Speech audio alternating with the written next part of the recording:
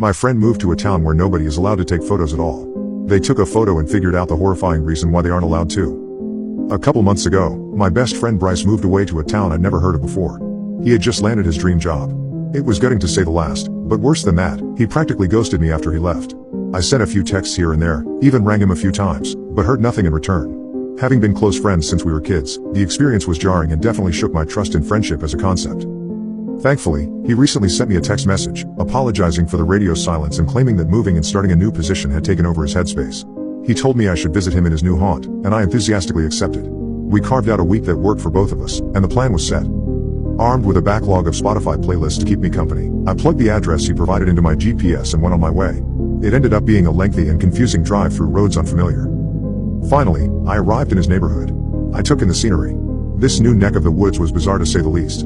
On the same street housing tacky-looking detached homes stood gothic-looking manors straight out of a Victorian novel. Way too many convenience stores here for such a small community, and did I mention the town center? Well, wouldn't you have it, it was a collection of skyscrapers piercing through the clouds that looked sleeker than anything I'd ever seen before in my city girl life.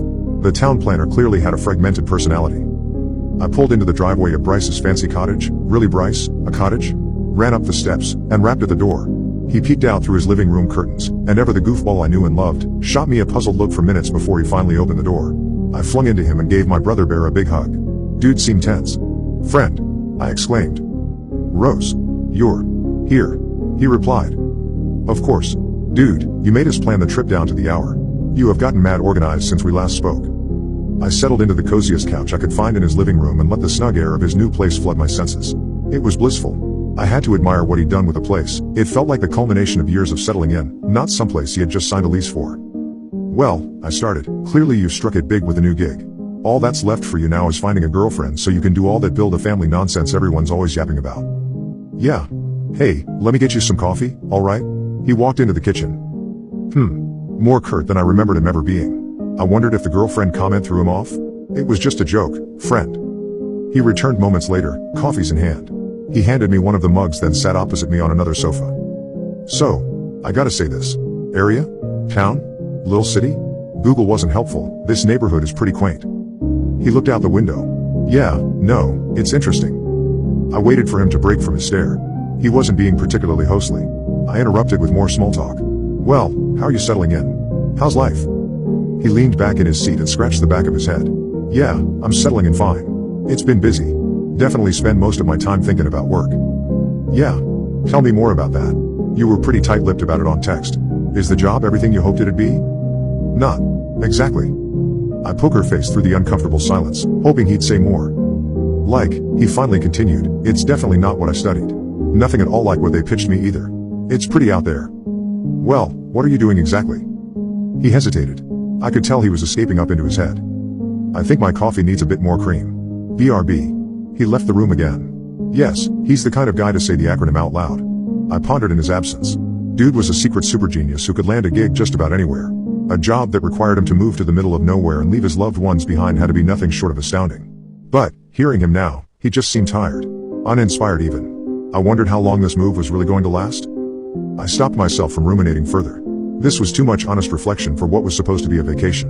A selfie was in order. I pulled out my phone, coffee in hand and Bryce's welcoming abode in the background. I already had the caption for the Instagram story. "Finally found him, you guys." I waited for him to round the corner. He emerged. I clicked. Snap. The light flashed to immortalize a pretty derpy looking me, and Bryce, mug caught in mid-fall, with his arm outstretched violently screaming no. Paralyzed by his yell, I turned to clock the shattered mug and liquid coffee beans spilling onto his hardwood floor. Shit. I looked up at him. "Sorry, what happened? Did I just?" His attention turned from me to the front door. He ran to it, checked the lock, then pulled at the door as if to test its integrity. He did the same with the balcony door, muttering to himself along the way. "I'm so stupid. Of course she was gonna take a picture. Why would I be so careless? I should have known. I should have fucking known." "Hey," I walked up to him. "It was just a selfie, Bri. I'm sorry if it caught you off guard." He took a deep breath, then spoke in a tone that was very unbecoming of the Bryce I knew. "It's my fault. I'm the moron. You always take pictures. It's what you fucking do." "And what did I do? I left you alone, twice. I fucked us." "Sorry, but you are being incredibly rude right now. Explain yourself." A stern look. "We are not supposed to take photos." I raised my eyebrows. "Not supposed to take photos of what? Your house?" Anything at all in the town." I became convinced this was all an elaborate bit he'd been planning in anticipation of my arrival. I chuckled accordingly. That sounds stupid? A touch of softness returned to his eyes. I was hoping I'd get chance to ease you into the explanation, but fuck, there's no easy way to break this to you, is there? What on earth are you talking about? His glance returned to the living room window. He stared out for what felt like an eternity. I idled with him, secretly wondering if my friend had become a head case since I last saw him. He'd never shown signs of being particularly paranoid or volatile, but maybe something had changed since the move. The sound of soft tapping against the window wasn't immediately obvious. When I finally noticed it, I saw a silhouette in the front yard below. Someone, or rather, something, was outside, stretching and reaching to try to peer into our elevated living room window. Hide behind the sofa, said Bryce. Are you for real? Do it. Now. The desperation in his voice was convincing. I begrudgingly followed the orders and crouched against the end of the sofa I was just sitting on. I peeked ever so slightly to watch Bryce approach the window. There's nothing here for you. Bryce yelled at the stranger in the front yard. A beat of silence. The figure outside slowly lifted its hands, clutching a crumpled piece of paper between them which it then pressed against the window. It was the selfie I'd just taken. Instinctively, I laughed. It took a few seconds for logic to flood my brain and for me to wonder how on earth a stranger had a printout of a photo I just took. That isn't ours. No photos were taken here. The photo disappeared from view. Then, the entity raised a single finger, tapping the window and pointing in my direction. No one else is here. Bryce held his ground for a moment. Then, he closed the curtains. He sat beside me on the living room floor and placed a gentle hand on my shoulder. I was in denial. How is that even? Shh, Bryce interrupted. He'll be gone soon. Minutes passed, and the tapping finally subsided. Like I said, Bryce broke the silence. I was hoping we'd get a second to settle in first. How does someone even do that? Like, technologically, how the fuck could someone do that with my phone? I don't get it. I'm gonna need you to calm down for a second. Bryce, what the fuck is going on? With a grimace and a restless shuffle, he struggled to find the right words. So, he finally spoke. Let's rewind a bit. I moved to a new town for a job that I couldn't turn down. Right. When I got here, I knew pretty much immediately that something was very wrong. First, I thought I was renting this place, but when I arrived, there was a deed taped to the front door signed in my name. My boss for the job I hadn't even started yet stopped by after, congratulating me on the role in the new place.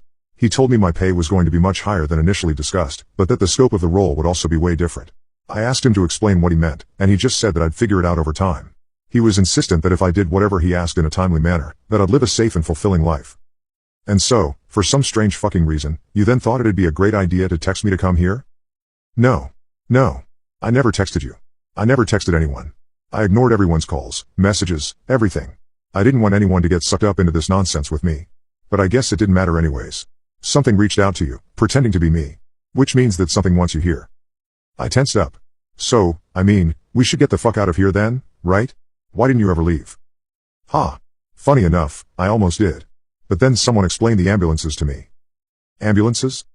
Yeah, they should be here soon. Bryce put a finger to his lips. The room went quiet for minutes, until the distant roars of an ambulance reached our ears. Bryce got up and moved to the kitchen window. I followed. The siren's blare grew louder and clearer. Outside the window, we could see it approaching. It turned a corner and parked on the road only a few houses away. Then, I saw it. The back door of the ambulance opened up, and out stepped a man cloaked in thick garb from head to toe.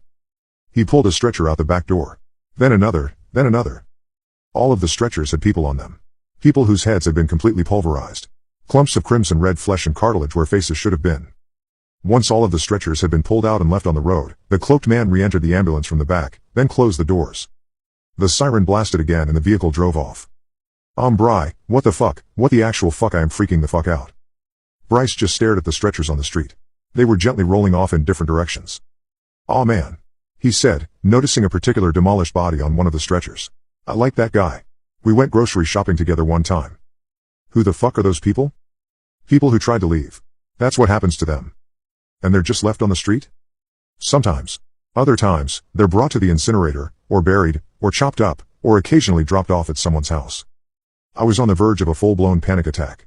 Instinctively, I pulled out my phone and queued up the numbers 911. Wait, Rose, you don't want to do that. Rose, stop. His words bounced right off me. My brain was on autopilot, my body was moving on its own now. I ran into one of the rooms, slammed the doors shut, and then leaned against it. He knocked violently. Rose, you don't know what you're doing. Please hang up. Please. Everything was fine. I had a half-baked plan in mind. I would call the number, then ask the operator to transfer me to a different county. The NYPD. They'd know what to do. I hit call and waited for an answer. Finally, 911, what's your emergency? Hi. I replied. I need to get connected to the closest police department outside this jurisdiction. Maybe New York's? Sure. Can you let me know what your emergency is? Bryce pounded with even more force. Yeah, so, there was an ambulance. It stopped on our street. It had bodies in it, dead bodies on stretchers that looked like they'd been completely fucked up, and then the bodies were just thrown on the street and... Right.